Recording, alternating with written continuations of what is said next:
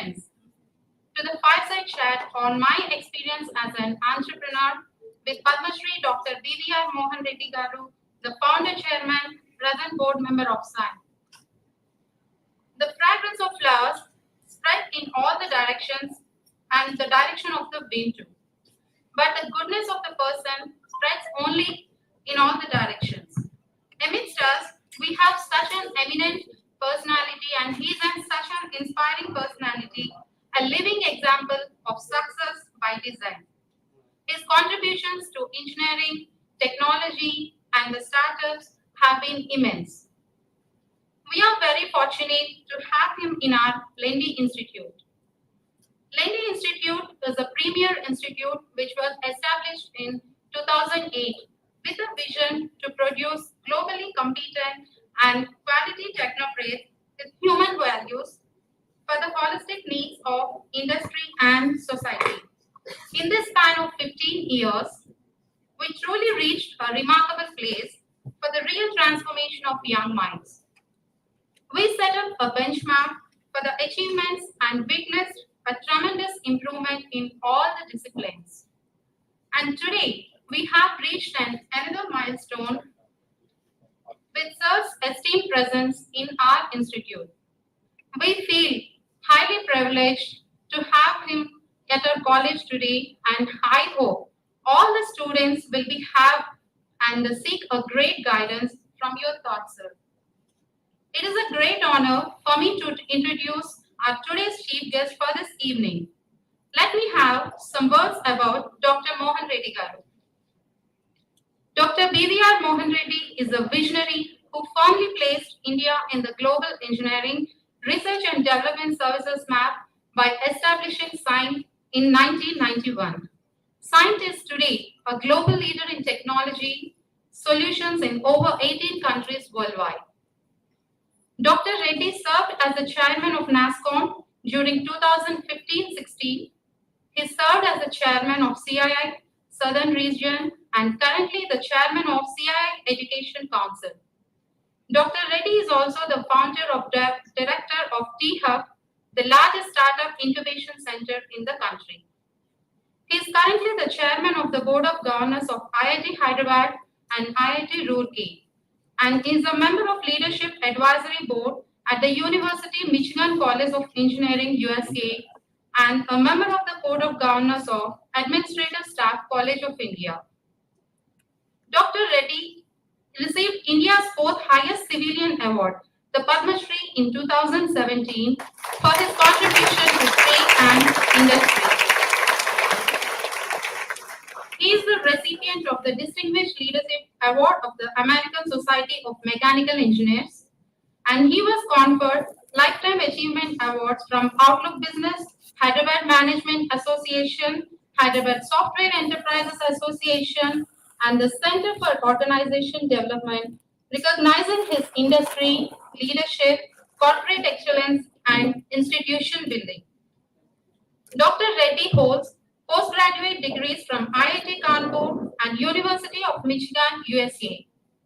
He is the recipient of the honorary doctorates from JNTU Hyderabad, JNTU Kakinada, Andhra University, KL University, Yogi Vemana University, and Weltech University. He recently released his debut book, Engineered in India, From Dreams to $1 Billion, SINE. The book is not only a riveting read, but manages to engage the reader with the narratives of real situations and challenges that Mohan Reddy sir faced and overcame in every chapter, thereby throwing many business lessons which make for an instructive read for all those nurturing ideas of startups and entrepreneurial aspirations. Sir, your words while launching the book, you are not known for what positions you have, but you will be known for what you have left behind. Are really inspiring and thought-provoking. And they made us to think about our own responsibility to leave behind, which will be very, very useful. What you are leaving behind is such a valuable thing that nothing but you are truly creating the ecosystem for startup entrepreneurs. On behalf of our Lendi Institute, I feel privileged and honored to welcome our chief guest, Padma Shri Dr. BVR Mohan Reddy Garu, onto the dais now, and I humbly request our management, principal sir, vice principal sir, Dean GNP, to come onto the dais and honor our chief guest with the bouquet. I request our management team, principal sir, vice principals, Dean GNP, to come onto the dais and honor our chief guest with the bouquet.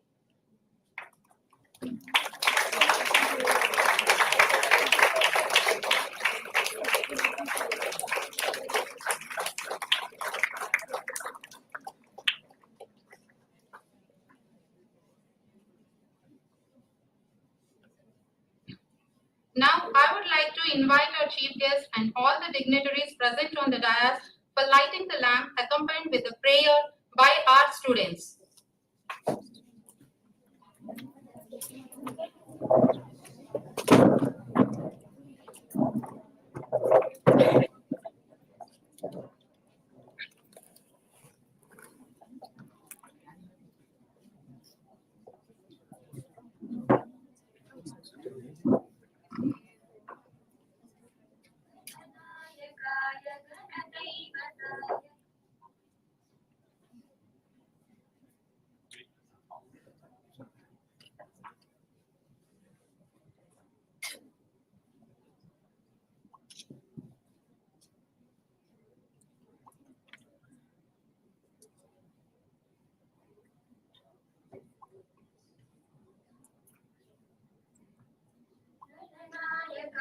गणदैवताय घनाध्यक्षाय धीमहि गुणशरीराय गुणमण्डिताय गुणेशानाय धीमहि गुणातीताय गुणाधीशाय गुणप्रविष्टाय धीमहि एकदन्ताय वक्रतुण्डाय गौरीतनयाय धीमहि गजेशानाय बालचन्द्राय श्रीगणेशाय धीमहि एकदन्ताय वक्रतुण्डाय गौरीतनयाय धीमहि गजेशानाय बालचन्द्राय श्रीगणेशाय धीमहि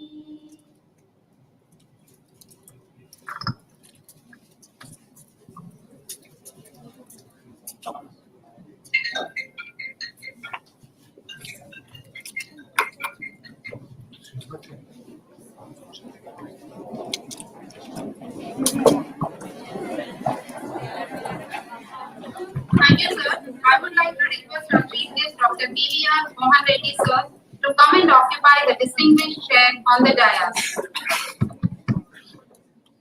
And I would like to request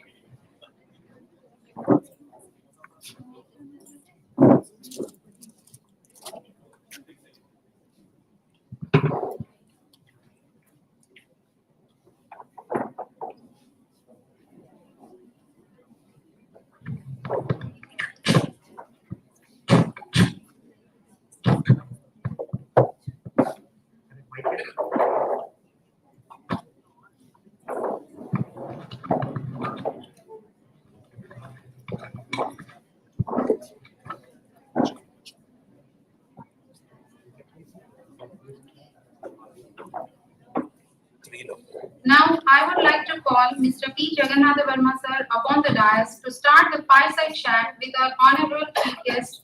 Over to you, sir. Thank you, madam.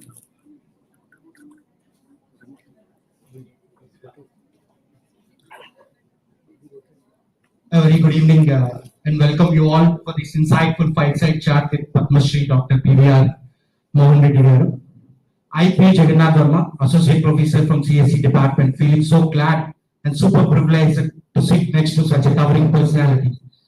I always believe dreams come true because my dream came true today. Actually, in 2015, sir, CSI Vishakhapatnam chapter has organized an international conference, NISC 2015.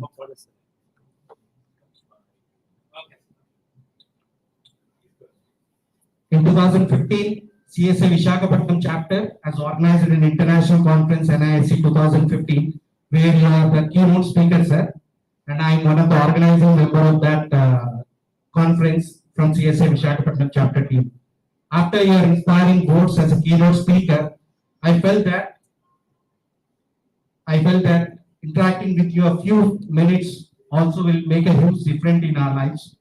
But due to your busy schedule, as you are an ASCOM chairman at that time, you just left immediately after you completed your session.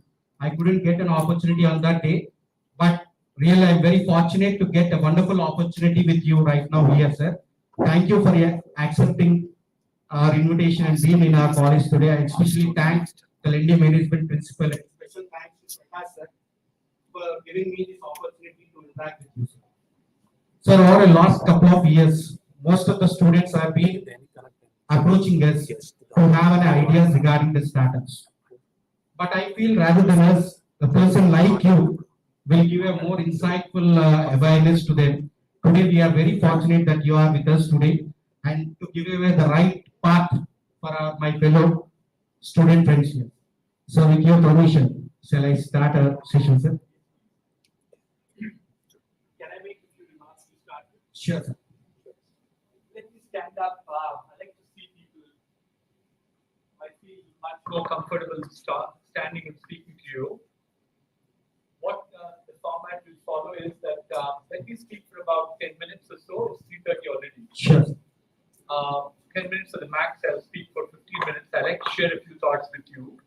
And thereafter, I like this to be interactive. So if you people have questions, especially my good friends at the back, because I always believe in terms of teaching to people in the backside rather than people in the front rows. So please feel free to be ready with questions for me. So you heard all about the introduction about me. One thing they did not use the word called entrepreneur. I like to introduce myself as an entrepreneur. And the reason I am here is I am an entrepreneur evangelist. Why do I think entrepreneurship is so important? Who is an entrepreneur is my question to you. Any hands going up? Who is an entrepreneur? If you have an answer, please put your hand up.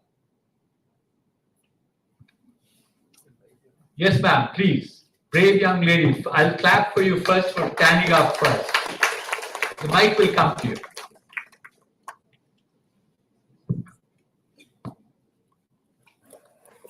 Someone who sets up a business or his idea into work and providing service to many, that is known as entrepreneurship, sir. I'm Kirti from CSSE department and I'm currently pursuing my second BTech. So it's very glad to meet you, sir. Thank you, Kirti. You're almost there. It's not still the complete answer. Do somebody else want to supplement what Kirti said? She said has an idea and he wants to help a lot of people. That's an entrepreneur. Is there anything more than an entrepreneur does? Yes, please go ahead. Shout at me. So you don't need to wait for the mic to come. Sir, in a business, for a business, it may take 1 or 2 years to get into a right path and to make it successful. An entrepreneur is a person who makes the business in a right path. Okay. Business in the right path takes time to succeed. Entrepreneurs are persistent. What's your name? Divya, sir. I'm from CS. Thank you, Divya. Please sit down. Anything else people want to add? Okay, if you go, yeah, please. There's a more young lady. Please go ahead. Sir, according to me, entrepreneur is a person who can have a courage to imagine and make their dreams come true, sir. Thank you. Sure. Sir, I'm Mansi from CSC. Thank you, Mansi. Everybody says CSC, but I'm not a CSC person. I know, but I can assure you, I know more about computer than any one of you do. So it's still not complete, but if you go back, in the interest of time, if you go back and Google on this word called entrepreneur, it talks about 3 attributes. I think Kirti, Mansi, Divya, all of them said something close by, is that you need to have an idea. You need to have a business idea. That's the entrepreneur starts off with. But the second attribute, which is very important, is that the entrepreneur, he or she, takes a lot of risks. And a third attribute, which is very important, is they all start businesses, not to just help others and so on and so forth, with a very clear intent of making money. Economic benefit is a key driver for any entrepreneur. Unashamedly, I tell people that was the intent with which I also started a business. Rightfully, money making does not mean you cut corners and you do it the wrong way. You can do it right way and still make money. So I did that. I did that reasonably well. In 1991, I started this company with my money, which was 20 lakhs. My company is a publicly traded company. It's listed in National Stock Exchange. You go back and Google on this company called Signed.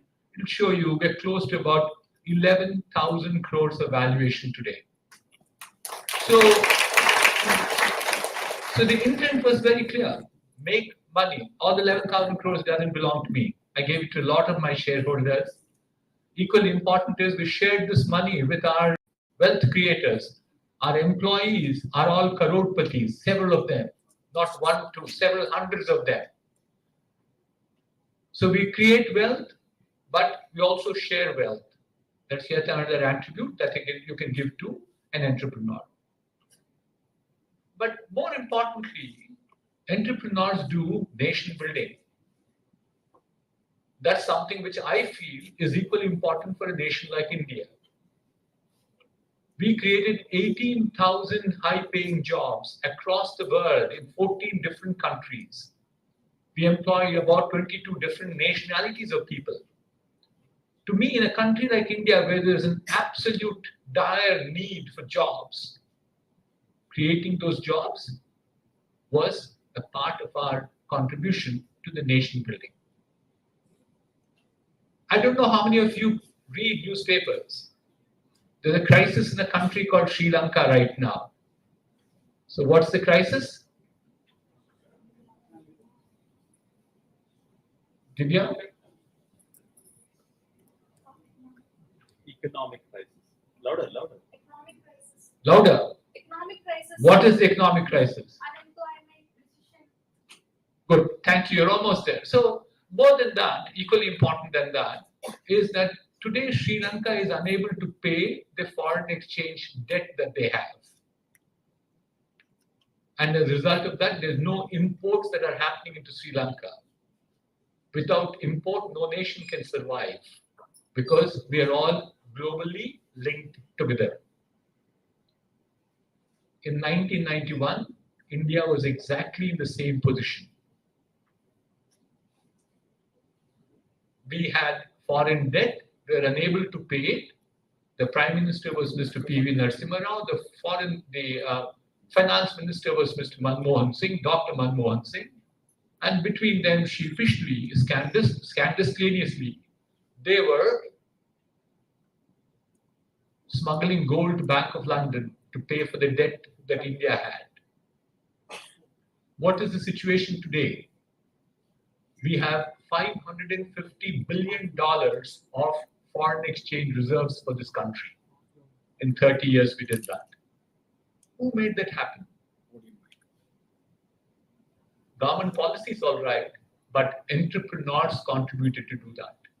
A company like us, over a period of time, we contributed $6.5 billion of net foreign exchange to this nation exchequer. Entrepreneurs participate in nation building. Entrepreneurs further participate, I'll give you one more and stop there, is that we do a fairly large amount of social good. As a company, we went ahead and adopted 30 schools, which are all government schools, all schools which are below the poverty line. We touch the hearts of 20,000 children every year, year after year, from our corporate CSR budget. I'll share something more interesting. When we adopted these schools, our girl child population in these schools used to be between 14% to 15%. That's what the girl child population was. After 14 years, where are we? A girl child population in our schools is, take a guess, 50%. We're at 57% right now. A singular intervention of a company like ours can make so much of a social change. I'm so delighted I'm seeing so many of our girl children here. But equally important, I keep saying, no nation, no family, no association, no college, none of them will be successful without 50% participation from women. So round of applause to all my girl children here. So what did we mean? We brought about a change to this nation. So entrepreneurs participate in nation building. So I said, I became an entrepreneur. I built a successful company over the last 30 years. I am an entrepreneurial evangelist is what I said. Why am I so hung up on this thing called entrepreneurship? Let me tell you why. Did people hear about something called demographic dividend? I know my good friends in the front row, I'm not looking at them at all because they know all of this, what I'm telling them. I'm looking all the time to the back rows, my good friends. What is demographic dividend? Any answers? Yes, sir, please. So we have working age like 40 to 60 years. Take the microphone, please. I can hear you. Go ahead. And the people in this working age, they Say it again because our friends have not heard. Yeah, go ahead. Sir, I'm not sure about the working age. It's roughly between 22 to 60 years. And the people in this working age, they work and earn income. So this is divided to each and every individual in our country. That is nothing but demographic dividends. What's your name? Anil Kumar, sir, from Triple E. Very good. Good Anil Kumar. Good to answer. So, in a country, if more than 51% of the population is between 15 years to 65 years, that's where we keep running into. Is it Avinash, right? It's Anil. It's not 22 because at 15 also people start working in our country. So therefore it's between 15 to 65. If any country has more than 51% population, that group of 50 to 65, that country is supposed to be enjoying demographic dividend. Why is that? Is because there are more people working as opposed to people who are not working. That is 15 years downwards, the children don't work. 65 years and upwards are elderly citizens who don't work. So a country is supposed to be enjoying demographic dividend if there is a population which is working population which is higher than the non-working population. The countries, when they enjoyed demographic dividend, there was enormous amount of economic uplift. We have seen some countries became very successful because of economic demographic dividend. What are the examples we have? South Korea was one. The second was Japan. A third, which is just going out of that window right now, is China. Where is India in the whole thing? India currently has 62.5% of our population, which is within that band of 15 to 65 years. Enormous amount of working population. We will continue to have this, not for tomorrow, day after tomorrow, for at least another 20 to 30 years from now. So there is a huge opportunity for India to uplift itself because of God-sent gift of demographic dividend. But here's the catch that comes with it.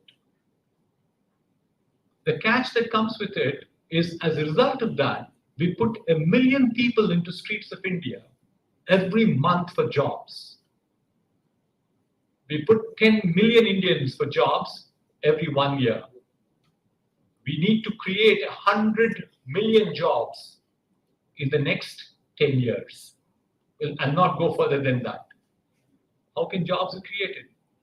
Does government create jobs? They don't. A very small fraction of jobs get created by government. there is evidence right now around the world, from the Western world, that only 40% of jobs get created by large established companies. 40% of net new jobs in any country get created by large established companies. 60% of net new jobs get created by entrepreneurs, which are basically startups, small companies, and medium companies. So therefore, if we want to now address the need for 100 million jobs in the next 10 years, the only way you can do it is through entrepreneurship. So we want, if you look at, you do the, I won't get to the detail, back of the envelope calculation, we need 50,000 startups every year in this country. 50,000 startups, only 1% will succeed at the end of 5 years. It will become 5,000. One more person succeeds, there will be 50 companies which will become very large by 10 years. That's our prediction. But this has to happen every year, year after year. Where are we today? The number of startups registered in DPPIIT, which is the registry agency for India, is about 84,000 startups are there. So I came here to inspire you, to motivate you to become entrepreneurs, because there's a need for this nation. But I'm also trying to motivate you at a point of time where I believe that the timing couldn't have been any better to become an entrepreneur than today. Why am I saying this? I will give you two reasons why I'm saying this. Reason number one is technology has become extremely disruptive. Technology, the pace at which it's accelerating, has never been experienced by mankind so far. We think that it won't decelerate even in the near future. Newer and newer technologies coming, they disrupt, they create new go-to-market products, services, business models, and so therefore opportunities are plenty. What is driving this is technology led by computers, communication, sensors, and AI. Can people help me? Tell me what is Moore's law? What is Moore's law? Computer science people. What is Moore's law? Not in one single hand goes up. No? Okay, take a chance and guess it now. What could be Moore's law?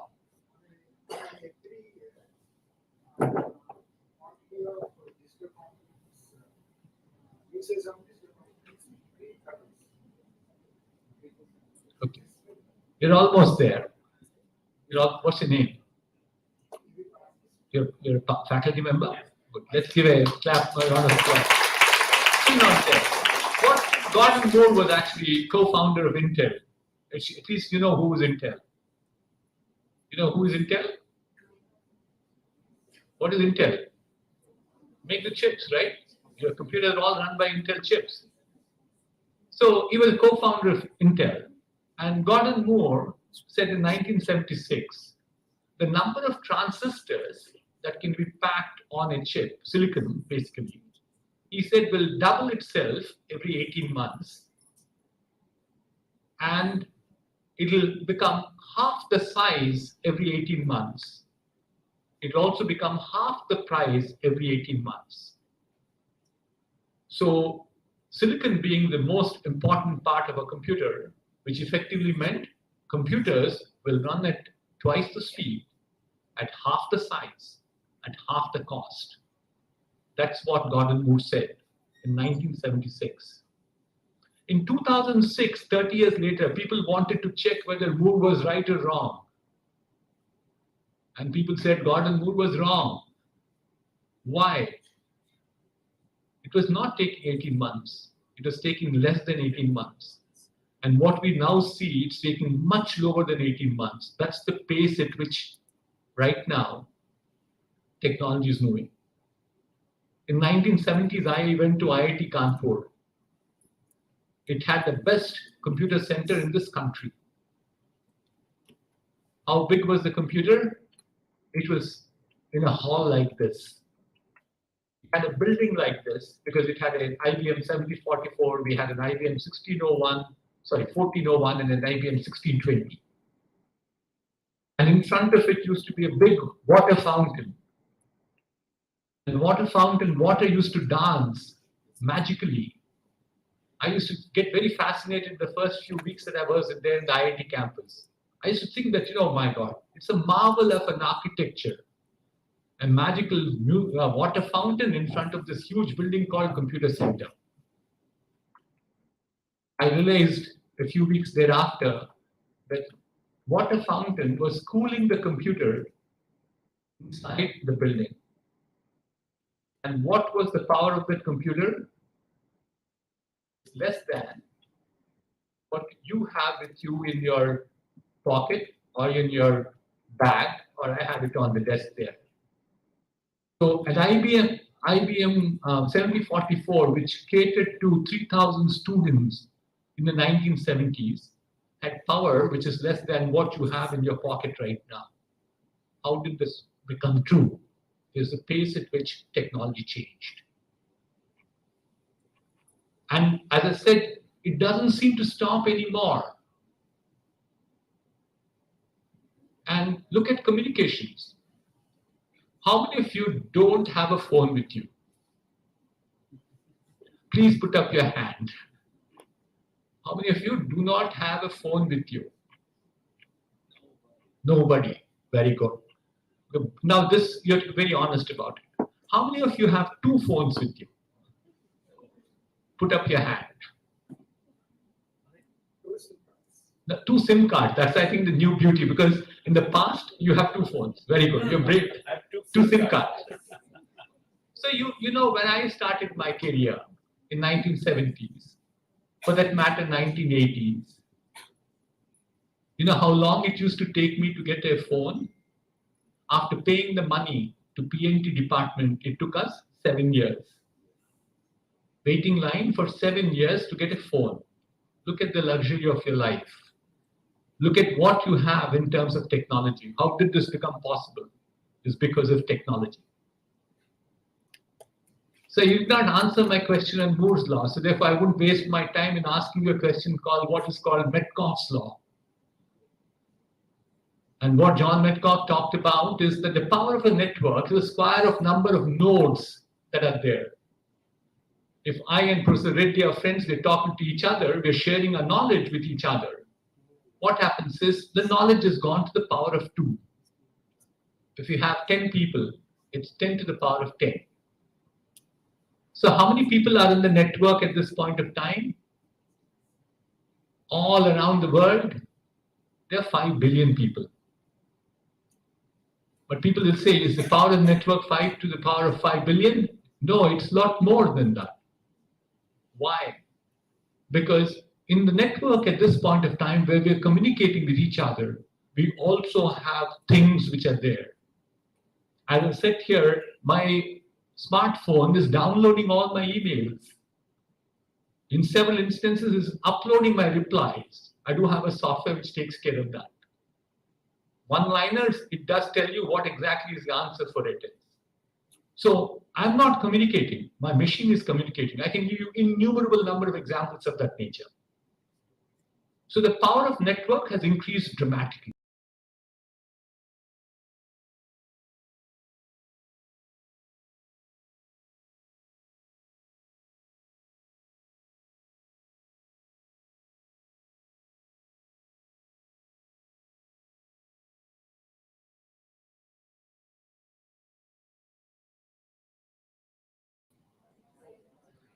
Sure.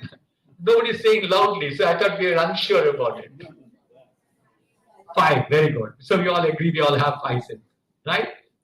But then with these 5 senses, the computers are doing as good as we can. In several instances, they can do it better than we can. Not the people behind the second line, but I'm sure people in the first 2 layers, leaving apart my young girls, is that We all go through a annual checkup.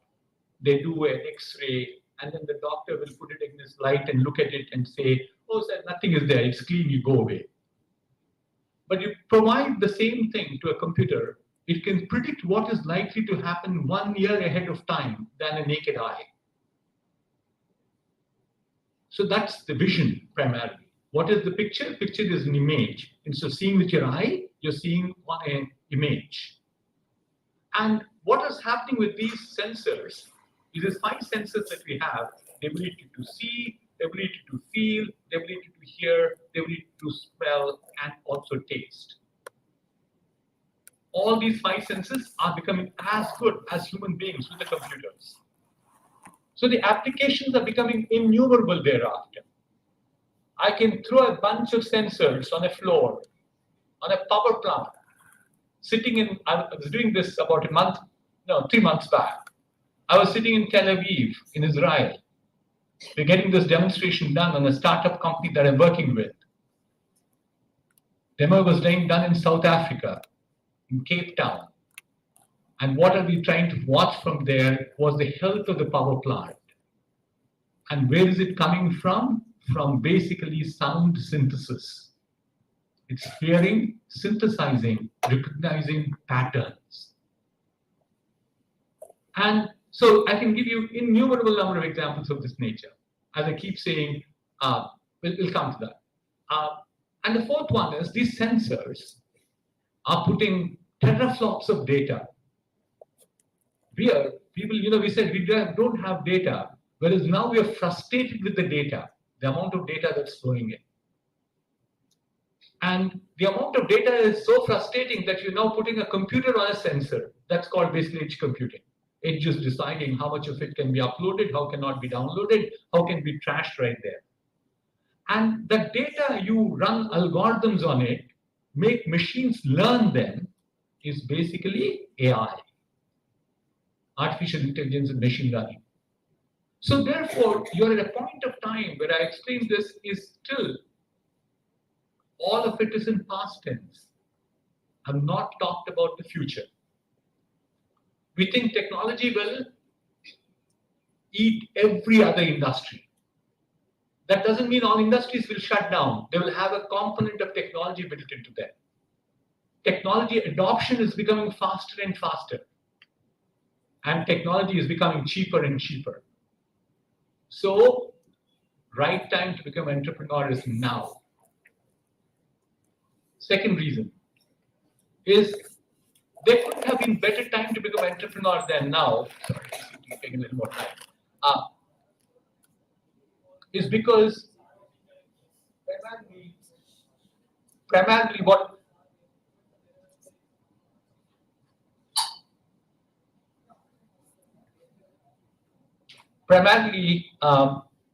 timing could be any better because the ecosystem has changed quite dramatically. In the 1990s, if you want to import anything, you went to Delhi. You went to a department called DGTD, Director General of Technology Development. Neither they knew about technology, nor they knew about development. Waited for hours in front of his office. His office had 2 chairs. One chair had 4 legs. The other chair had only 3 legs. The 4-leg chair was reserved for the peon of the office. So the visitor had to sit in the 3-leg chair, people like lesser mortals like me. You have to balance. How do you balance sitting in a 3-leg chair? You push it against the wall and somehow manage to sit. And more difficult than that used to be, no belittling of my peon, he used to smoke something called the BD. People know what's BD? Yes, no? Reluctant to say yes to me. It is the most nauseating smoke that you can think about. Tobacco smoking is injurious to health. BD smoking is injurious to health immediately, actually, because you throw up if you really inhale the smoke. So we went to him to get our approval. The situation today is I have unwritten law with any government department I work with. 48 hours, I need to get a reply. If you're traveling, call me and tell me yes or no. Thereafter, you send me the ruling, I'm fine with it. So the environment has changed. The ease of doing business for India has moved from 81 position to 40 position in the last 3 years, 4 years. So there couldn't be a better time, and especially the Indian government promoting more amount of Atmanirbhar Bharat makes us believe that truly India will go more towards indigenization and opportunities will come. That's the reason why I'm saying time to start now. So why am I evangelist? Is because I think there's a need and there's an opportunity. Finally, the last one is, why am I here today? I wrote the book, all right, but I wanted to talk to youngsters like you, understand what are the questions you still have. I, uh, I, I, I decided to move on with my life. I left the role of being the CEO because I believe in succession. I believe in governance. I have 22,000 shareholders in the company. I believe that money is as valuable as anybody else's money, irrespective of who it was. So I said, we need to have a continuity because I could disappear anytime. I'm old, I'm 72 years old. So I decided to bring in a new CEO in the interest of transparency. It's my son, all right. The young man took over the company in 2014. He's been successfully running for the last 8 years now. And I decided that then people told me, I won't tell you the story. There's a big story. If you read my book, you'll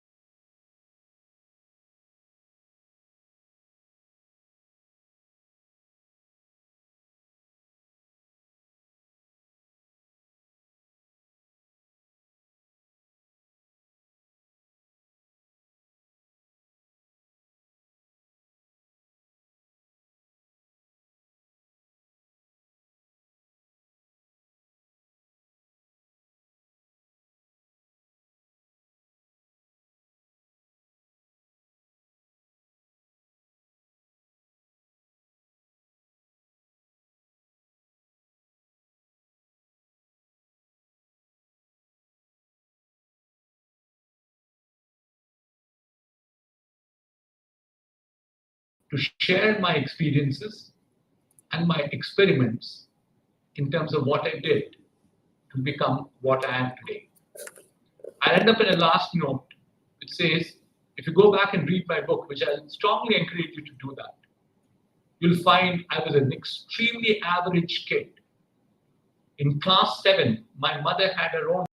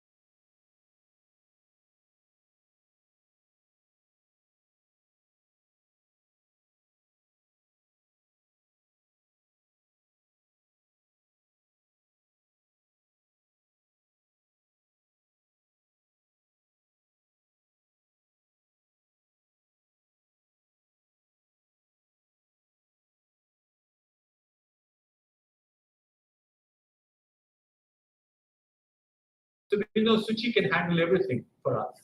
So she let me do the business. That is, I think, the biggest sacrifice she did. And if you actually go back and read a book I quote that book too, Malcolm Gladwell's book called The Outliers. And what Malcolm Gladwell says, to be successful, three things are very important. Number one, he says, is your family support. Number two, he says, is the ecosystem that works around you. And number three, he says, is your hard work. Without hard work, nothing comes to you, I assure you. People say, oh, he's lucky. He's not lucky, boss. He works so hard, he'll get lucky. I keep saying luck comes and marries only people who put in hard work. So in terms of sacrifices, not many I did. I worked about 18 hours, even at 72. I hardly slept for 5 hours last night. I flew in an early morning flight today to make sure that I'm with you. But this gives me a pleasure. It's not sacrifice to me. To me, it is pleasure of life. It's our honor, sir, to interact with you, and we are really glad that we are here today to interact with you, and thank you for inspiring us. Sir. Thank you so much. Thank you. Let's take one more question now. Hand up here. I'm fine here. But I think you were supposed to do the fireside chat. I don't want to be unfair to him. But I'll come there. Yeah, let's go ahead. Sir, recent, you told that you were with a capital of 20 lakhs when you started this business, right, sir? So there are many people have many ideas, but they do not have a perfect capital with them. So at that time, is there any suggestion from your side, sir? So what should we do at that time? Yeah, the point is, all of us have ideas. I think all of us get new ideas. I'm sure it varies from person to person, but get ideas. But you would certainly need an idea which you think is useful to the local community, to the global community. So ideas are not just useful. They have to definitely find a use to it, which means you identify a problem, you find a solution. You also think a large segment of people get benefited. We talked about entrepreneurs certainly make that beneficial to other people. They pay for it all right. You get money out of them. So the result is that ideas is not an issue. You have to think that this idea is going to be flying. The idea will be successful. So therefore, if you get an idea, you need to, and getting an idea is not difficult.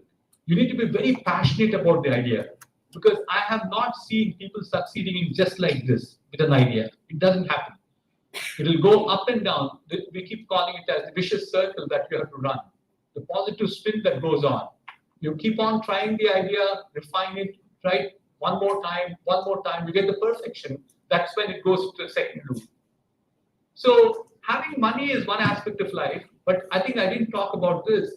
But the third thing, which is very important, is also you are at a point of time that if you have good ideas, money is chasing ideas. At a point of time,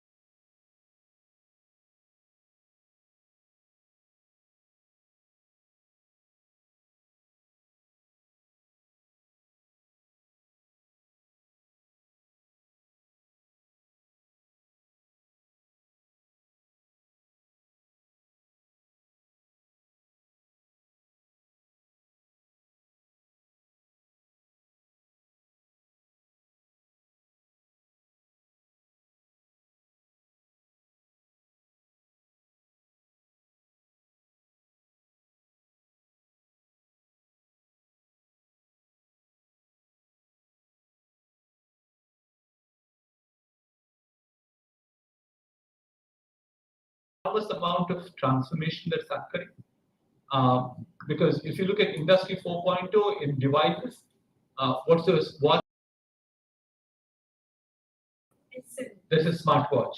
Is that not of Industry 4.0? It has a sensors built into it. Seriously, okay.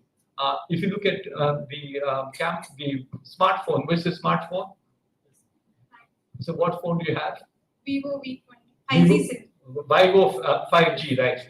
Isn't that not 4.0? So therefore, I think we're not really conscious about it, but it is transforming. So we think the bigger chunk has to happen in what we call the smart manufacturing. Manufacturing operations also have to go by.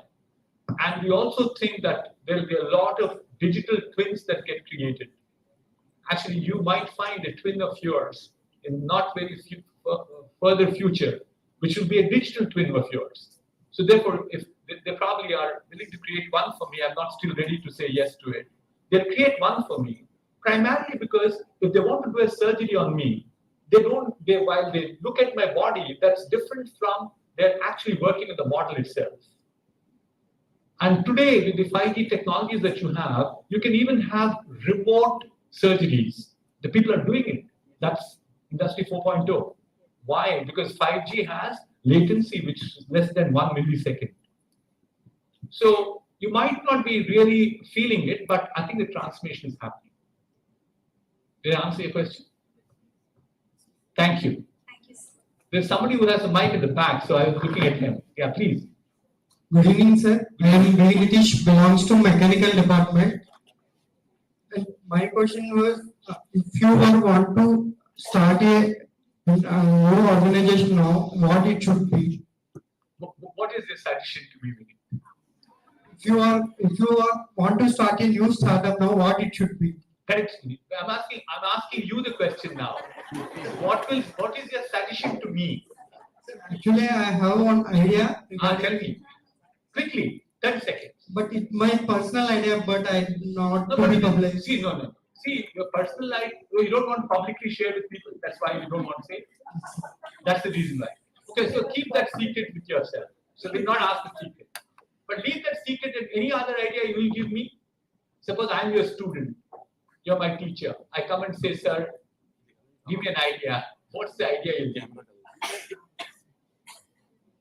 So you must be having second idea, right? One idea is secret. We said we don't touch that. Second idea now.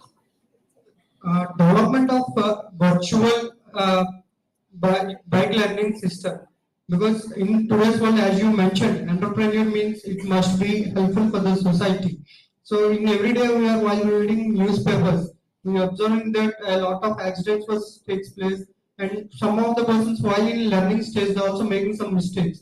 So why can't we generate a virtual learning of automobiles?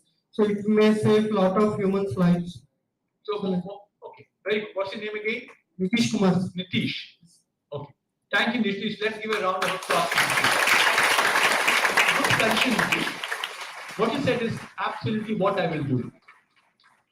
What you said, if you say bike learning system, but underlying it is virtual reality, augmented reality, I can get actually standing like this, get a feel as I'm sitting on the bike. I can drive the bike around. That's virtual reality at this point of time. I can augment it with scenarios that can be painted.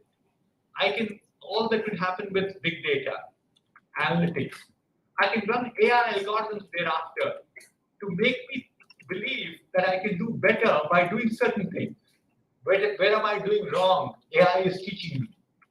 So if I start it, I'll start the same way, but I'll rephrase it by saying, I will start something in technology.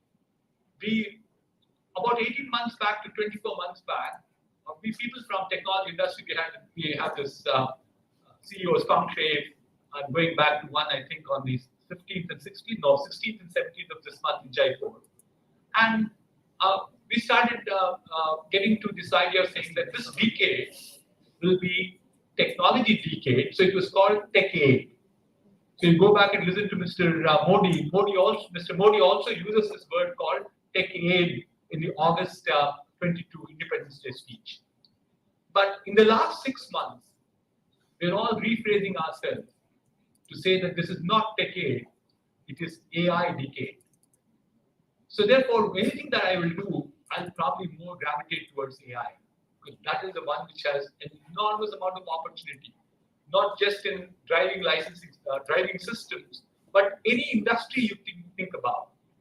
You talk about agriculture, precision farming. I can take pictures of a crop and ask, well, I didn't ask you that question. How many of you know about Chat GPT?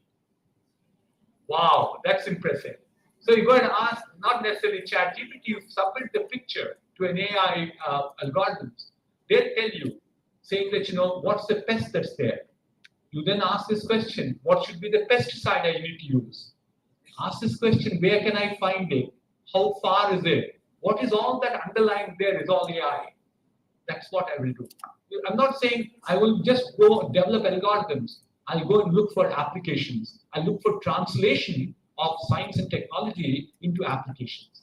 That's what I will do.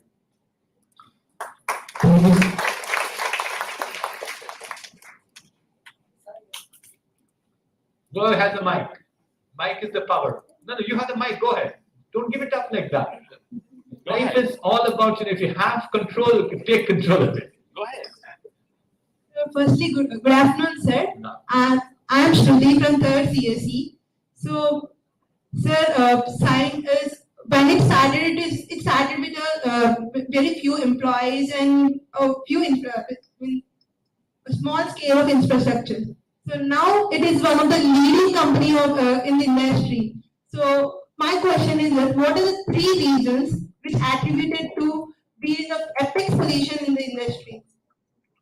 Well, if you ask a question, what's your name? Shruti. Shruti. Thank you, Shruti. First and foremost, I would say is that to scale a business, what I think is foundation to us is we call them as values first. FIRST. Fairness, respect, integrity, transparency, and trust. These are, to me, very core values to me. And these are foundation to us. We never, ever compromise on these values for sure. The second one is that you need to have what I keep calling it as founder's mentality, which goes into as a culture into the company. What does a founder do? Founder is very passionate. He wants to succeed. But in a company, that can happen with him. But it's now 18,000 people also think the same way. How do you get? You need to get that culture. So therefore, how do that culture come by is making sure that you engage people.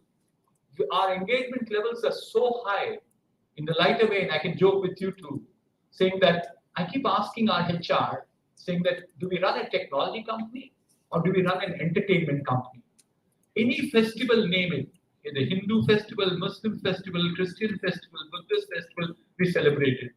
Any dance program that goes on, there's some activity, that's how you engage them. So which means everybody feels that they're an integral part of the company. That's how actually in 2023, as the year started, the first company which was voted as best place to work was signed. So therefore, our ability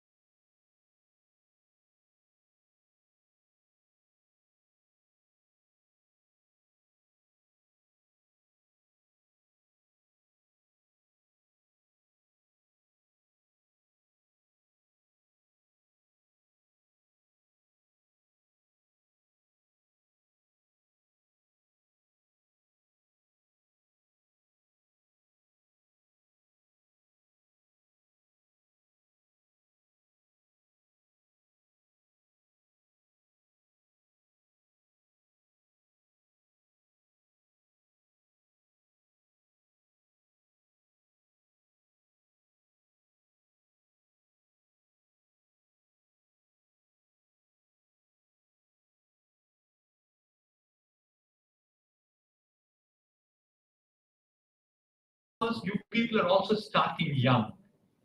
You don't have that experience and wisdom as a team would have. As I said, earlier, what did Metcalfe's law say? The power of the network is the nodes, square of the nodes that are there on it. If you have 3 people, the knowledge is 3 to the power of 3 as opposed to just 1 person. It's 9 times your knowledge.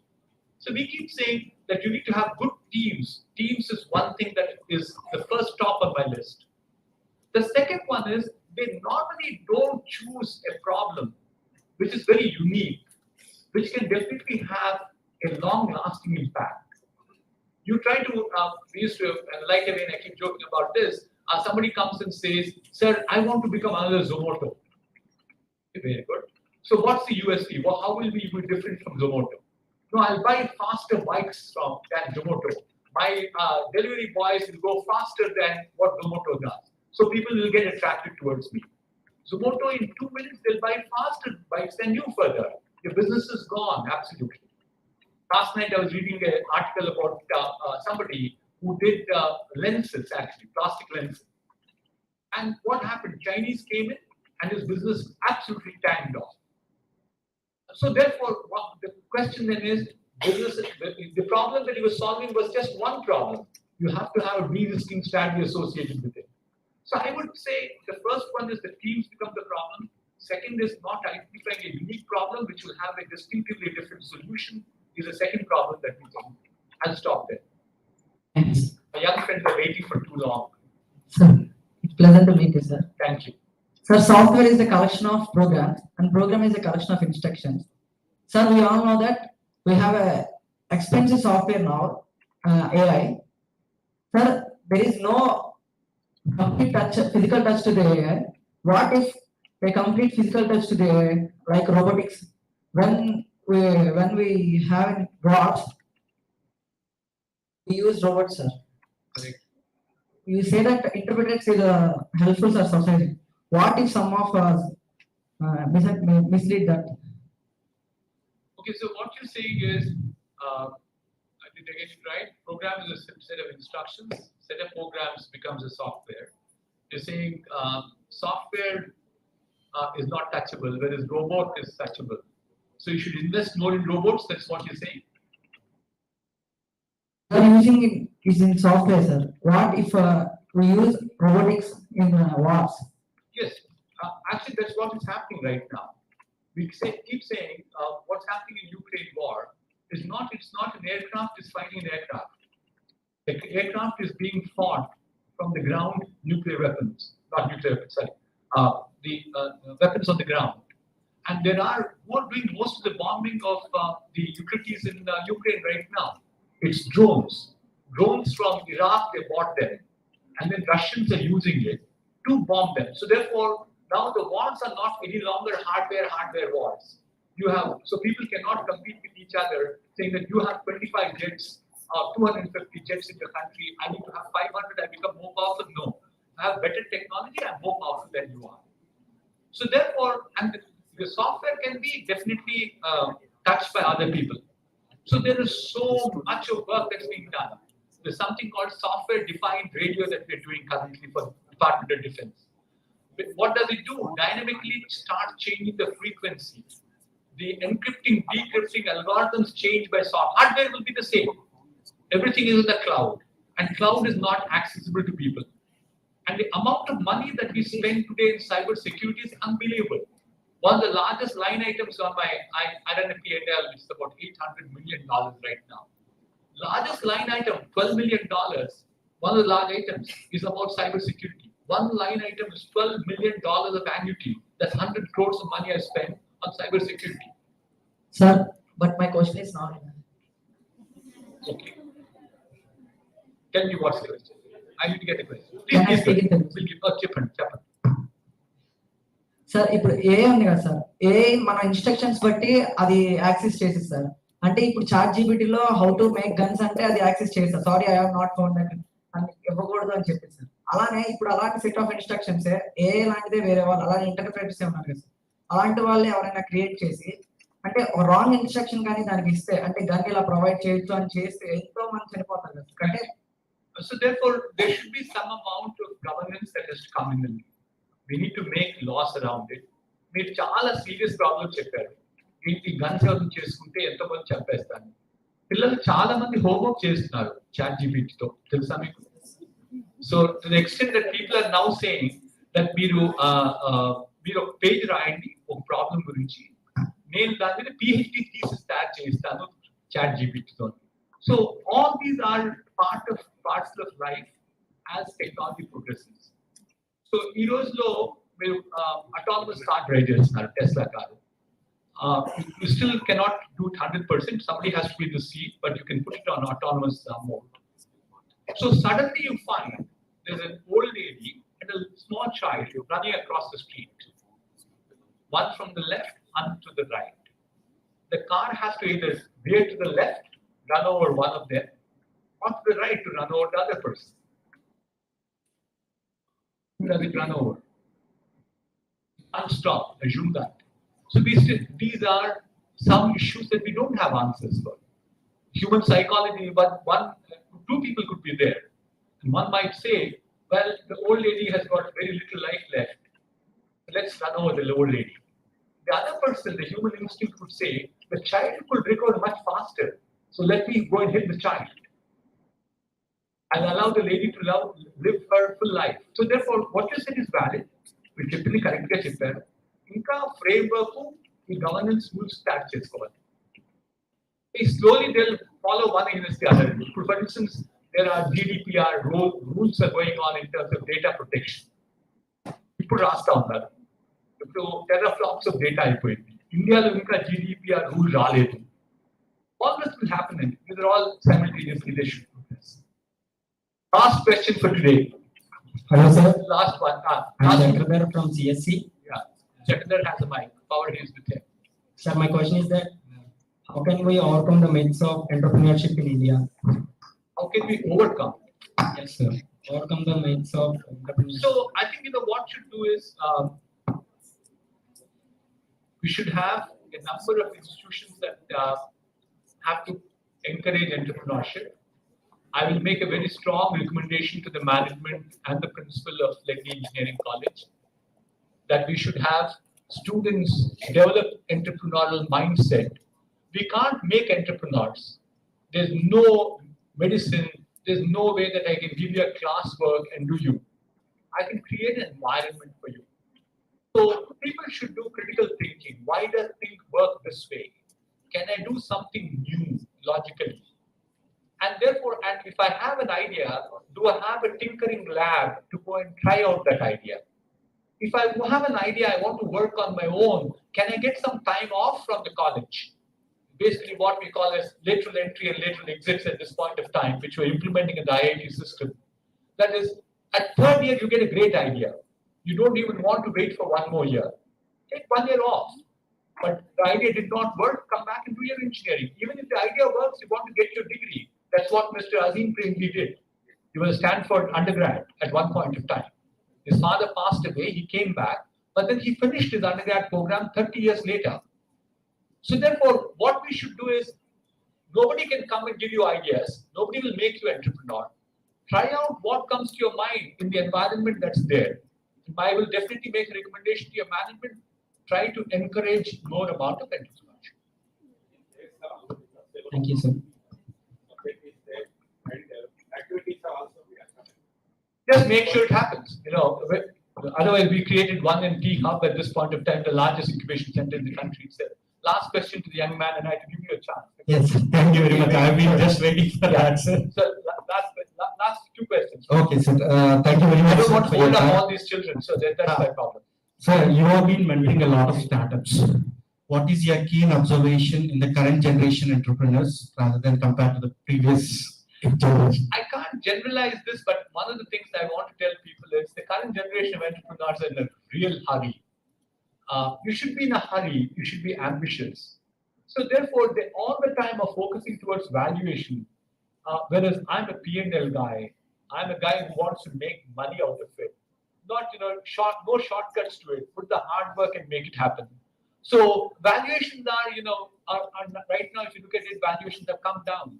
There's absolutely serious challenges in the marketplace. So what I would recommend is that if you were to become an entrepreneur, again, it's not overnight. You need to be patient. You need to be persistent. You should work towards excellence. This is the piece of advice I give. And my last question is, what is your vision for India at 100 in 2047? Because we are hearing a lot.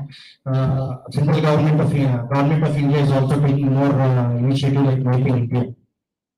So, what is your vision regarding this? I think, I see, as the government calls it, please don't mistake me, I don't belong to any political party. The government calls it as Amrit Kal at this point of time. The Amrit Kal started in the last few days, according to our Prime Minister. And I think Amrit Kal looks very promising to me because of, I think, my obsession with technology back again. Technology will take this country leaps and falls. And what we have done very well is information technology, for instance. In 1991, this industry was $100 million. Now it is $220 billion. That's what the IT industry is. Who did that industry? Not just me, all of you, people like you. Unless we have 5 lakh software engineers in this country who work. Because of the good work the 5 lakh engineers did, the industry would be where it is. So what we think is, probably from purely IT to become technology industry, cars will have lot amount of technology in them. CSC people will tell me, Mr. Reddy, we make cars because car requires only just the chassis, and that's mechanical engineering work, but the rest of it is all software that goes in it. Or the chip designers will say it's all car is chip design. So technology is what I think will prosper. We think the second thing that in the next 25 years we see a big shift that will happen is also India will become a manufacturing hub of the world. Because we have this 1.4 billion people. There are challenges in terms of the so-called globalization, 3.0 we call it, or sorry, 4.0. 4.0 has certainly pointed out a lot of challenges during the COVID-19. The supply chains collapsed all around the world for us. So therefore, even today, there are some of the cars are not available because chips are not there. These are coming from China. So therefore, what we think is that people are all looking at not this bipolar economic world, which is primarily driven by China and US. It has to be multipolar world. And in multipolar world, India has a great place. It's a great place in manufacturing. So I think technology manufacturing will be driving this country. And I see absolutely humongous future for all of us ahead. Thank you. I may be there, I may not be there, but I'm sure all of you will be there to see the 24. You will see India. I'm not too sure about that, but let's not get it. But I should start with this. My last statement is this. I keep saying I'm past. And wherever I am in my life at 72 years old, I'm past. But what I see in front of my eyes at this point of time is my future. And I see a lot of smiling faces, a lot of shining eyes. That makes me believe that my future is in your safe hands. Thank you. Definitely good. We also hope that not only we see India and we see the Sir, as you have rightly mentioned in your speech, to read the books by all leading students or students, we are very thankful for our sir. Almost we have recently placed in order. Almost, guys, sir books will be available in our library within few days. Almost like from by Monday, we all have this particular books. I request all of you to have that, read that particular book. Almost management is almost ordered 100 books. So we should be very thankful for the management. Thank you, sir. So we would like to take some of your time, sir. My budding engineers from Computer Science Department, from starting your science CSC, have been conducting a youth festival on this month of 20 and 21. So they want to just release the poster by your hands, sir. Please, sir. I request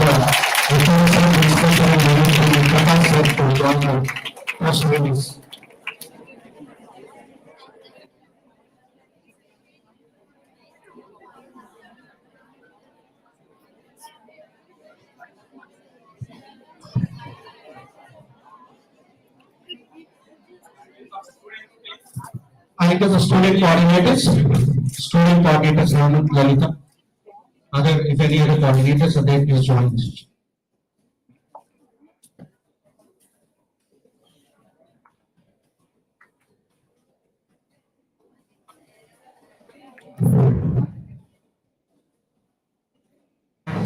It's an outreach.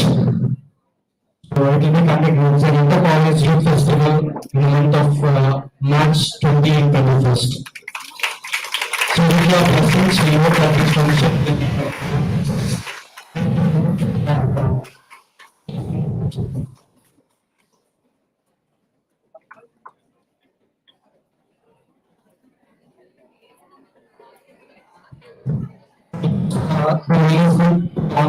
as a part of the gratitude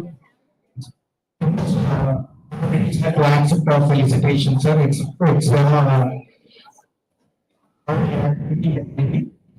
request management and principal, sir, along with Prakash, sir, to felicitate Mohan, sir.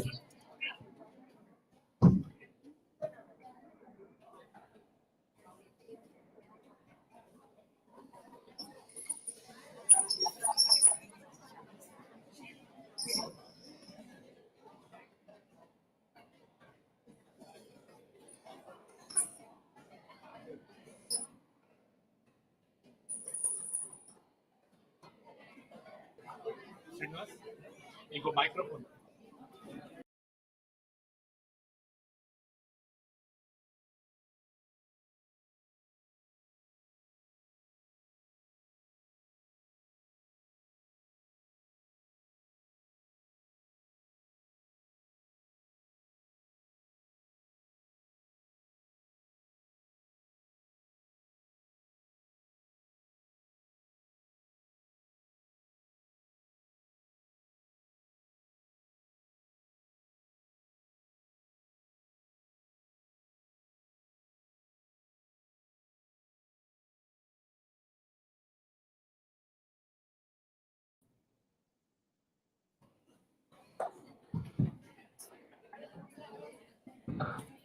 Good evening, one and all. Gathered.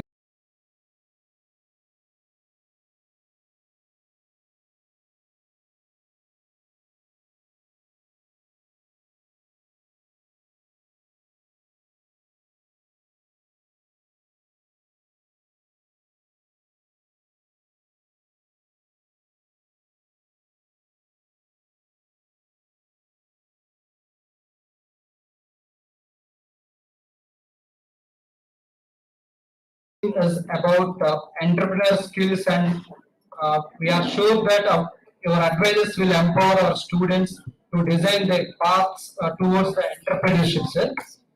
And I would like to thank our management, chairman sir, secretary sir, and vice chairman sir, and our beloved principal sir for giving this opportunity to organize this event. And I would like to thank vice principals, all HODs, staff, and students, one and all gathered here. And last but not least, I would like to thank press and media. Thank you. National anthem.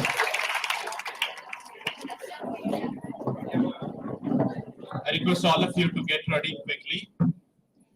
Is the whole hall get ready? Okay. 1, 2, 3, start. Jana Gana Mana अधिनायक जय हे भारत भाग्य विधाता पंजाब सिंधु गुजरात मराठा द्राविड उत्कल गंगा विंध्य हिमाचल यमुना गंगा उच्चल जलधि तरंगा तव शुभ नामे जागे तव शुभ आशीष मागे गाहे तव जय गाथा जन गण मंगलदायक जय हे भारत भाग्य विधाता जय हे जय हे जय हे जय जय जय जय हे